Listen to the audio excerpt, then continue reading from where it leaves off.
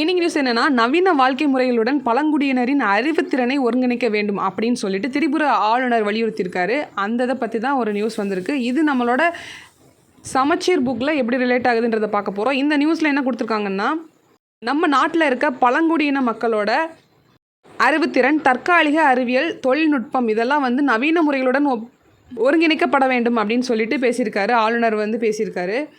எங்கே அப்படின்னு பார்த்தீங்கன்னா, சென்னை ஐஐடியில் மனிதநேயம் மற்றும் சமூக அறிவியல் துறை சார்ந்து பகவான் பிர்சா முண்டாவோட 150வது ஆண்டு விழாவை வந்து முன்னிட்டு பழங்குடி எதிர்ப்பு, மீள்தன்மை மற்றும் எதிர்காலத்தை மறுவடிவமைத்தல் அப்படின்ற தலைப்பின் கீழே வந்து சர்வதேச மாநாடு 2 நாள் நடந்திருக்கு. ஜூன் 21, 22 2 நாள் நடந்திருக்கு.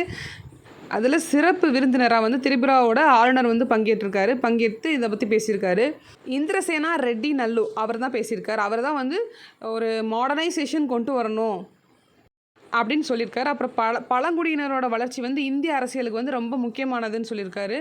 நாட்டோட பழங்குடியின மக்களோட மரபு, சமூக பொருளாதார வளர்ச்சியை வந்து உயர்வுபடுத்துறது வந்து நம்ம நாட்டோட மத்திய அரசோட கடமை அப்படின்ற மாதிரி அந்த திட்டங்கள்லாம் வந்து தீட்டி அதை வந்து நம்ம கொண்டு வரணுன்றதை பற்றி சொல்லியிருப்பார். அப்புறம் வந்து பார்த்திங்கன்னா, பிரிட்டிஷ் ஆட்சியில் வந்து பழங்குடியின மக்களுக்கு எதிரான ஒடுக்குமுறைக்கு எதிரான முக்கிய பங்கு வந்து வகித்தாங்க இந்த பழங்குடியின மக்கள்லாம். அப்போ வந்து பிர்சா முண்டாவோட சுதந்திர போராட்டம் வந்து ஒரு பெரிய பாதிப்பை வந்து ஏற்படுத்தியிருக்கு அந்த டைமில், பிரிட்டிஷ் பீரியடில் அப்படின்றத சொல்லியிருக்காங்க. அதுதான் நம்ம சிலபஸ்க்குள்ளே இருக்குது. ஸோ முண்டா ரெபிலியன் அப்படின்னு நம்ம ஒரு டாபிக்குள்ளே முண்டா கிளர்ச்சி வந்து வரும். 10th புக்கில் வரும். இந்த கிளர்ச்சி வந்து எங்கே நடக்குதுன்னு பார்த்தீங்கன்னா, ராஞ்சியில் நடக்குது. அதுக்கு பேர் என்ன சொல்கிறாங்கன்னா, உளுகுலன் ரெபிலியன் அப்படின்னு சொல்கிறாங்க. கிரேட் டமுல்ட். இந்த முண்டா அப்படின்ற பழங்குடியின மக்கள் வந்து எப்படி அவங்கள அறிமுகப்படுத்துகிறாங்க அப்படின்னு பார்த்தீங்கன்னா, அவங்க வந்து ஒரு விவசாயத்தை சார்ந்தவங்களாக இருக்கிறாங்க. அதுலேயும் முக்கியமாக பார்த்தீங்கன்னா, collective farming, cooperative or collective farming வந்து அவங்க ஃபெமிலியராக இருக்காங்க. அது பேர் என்ன சொல்கிறாங்கன்னா, குண்டு கட்டி அப்படின்னு சொல்கிறாங்க. ஜாயிண்ட் ஹோல்டிங் லேண்ட் சிஸ்டம் அப்படின்றத அவங்க தொடர்ந்து பண்ணிக்கிட்டு வர்றாங்க. அதில் private ownership of the land அவங்க உள்ளே வரும்போது, அப்படி ஒரு விஷயம் வந்து உள்ளே வரும்போது ஒவ்வொருத்தரோட பாரம்பரியமாக விவசாயம் பண்ணுற அந்த முறை வந்து ஒழிக்கப்படுது. அதை தான் இங்கே கொடுத்துருக்காங்க. தமிழ்லேயும் அதே தான் வரும். அதில் வந்து என்ன போட்டிருக்காங்கன்னு பார்த்தீங்கன்னா, இந்த குண்டை கட்டி அப்படின்ற விஷயமே வந்து கொஞ்சம் கொஞ்சமாக அழிஞ்சு அவங்க எப்படி போயிடுவாங்கன்னா, ஒரு தோட்ட வேலைக்கு மட்டும் அவங்கள யூஸ் பண்ணிக்கிறது மாதிரி கொண்டு போயிடுவாங்க. ஒரு கொத்த அடிமையாக வந்து அவங்கள வலுக்கட்டாயமாக பணியமர்த்த வைக்கிறாங்க. 1890களில் என்ன நடக்குது, அந்த பழங்குடியின மக்கள் வாழும் பகுதியிலேருந்தே வெளியேற்றப்பட்டு வேறு ஒரு இடத்துல கட்டாயமாக உழைக்கணும் அப்படின்றதுக்கு உட்படுத்தப்படுறாங்க. இதை வந்து அந்த இனத்தோட ஒரு தலைவர் வந்து எதிர்க்கிறாரு.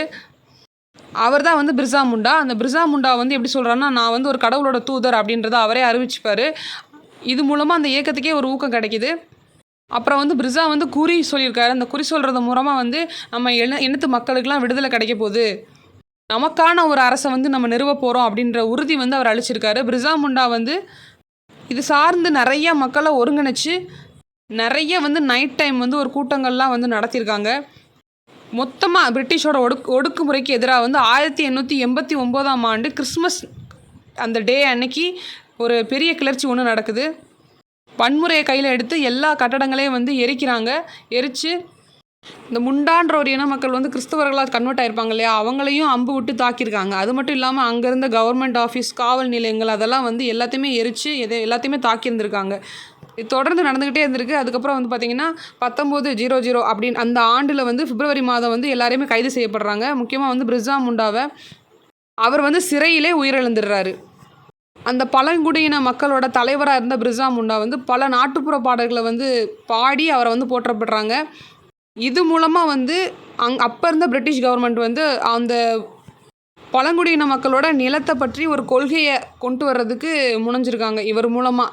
இந்த கிளர்ச்சி மூலமாக அது நடந்திருக்கு. 1908 சோட்டா நாக்பூர் குத்தகை சட்டம் அப்படின்ற ஒன்று வந்து நிறைவேற்றப்படுது. இது மூலமாக